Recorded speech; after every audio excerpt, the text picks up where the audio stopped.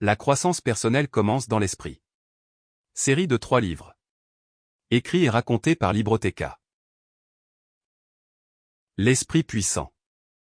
Écrit et raconté par Libroteca. L'esprit puissant. Introduction. Vous pouvez penser que votre cerveau est assez cohérent. Vous avez généralement un niveau d'intelligence stable, votre humeur est habituellement assez stable et, en général, vous n'avez pas tendance à changer beaucoup. Du moins, c'est ce qu'il semble. Cependant, la réalité est que votre cerveau est en constante évolution. Non seulement il grandit et s'adapte, mais il change aussi en termes de ce qu'il est capable de faire et de ce que vous ressentez. L'équilibre chimique est susceptible de changer beaucoup. En d'autres termes, notre cerveau passe par une série d'états et, selon l'état cérébral vécu à un moment donné, on peut s'attendre à des résultats très différents. Jetons un coup d'œil à certains états mentaux et à leur impact incroyable sur la façon dont vous vous sentez et sur vos performances. Tableau des flux. L'état de fluidité est un état très convoité qui est souvent décrit comme l'état de performance humaine maximale.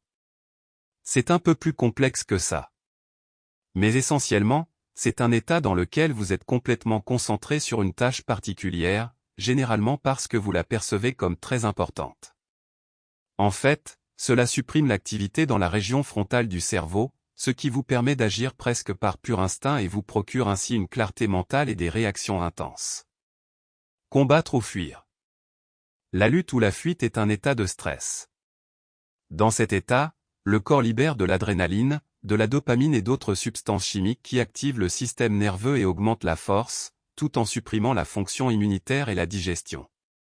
Ce type de stress n'est pas mauvais à court terme. Le stress aigu nous permet de réagir rapidement à des situations lorsque nous en avons besoin. Le problème survient lorsque cet état se prolonge et devient chronique. Se reposer et digérer. Le contraire de la lutte ou de la fuite, c'est lorsque le corps est capable de se détendre et de se calmer. C'est le moment où nous digérons les aliments, où nous dormons et où nous construisons des tissus. Nous sommes également plus créatifs dans cet état. La force hystérique. La force hystérique est un peu comme le mode assaillant.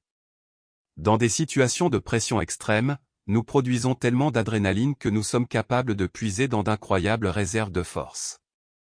Cela démontre l'impact que notre esprit peut avoir sur notre corps, ce qui est possible quand on a le bon état d'esprit. Et il y en a bien d'autres. Si vous voulez donner le meilleur de vous-même, vous devez avoir le bon état d'esprit. Chapitre 1. La physiologie et l'état d'esprit. Si vous voulez tirer le meilleur de vous-même et de votre vie. Sample complete. Ready to continue?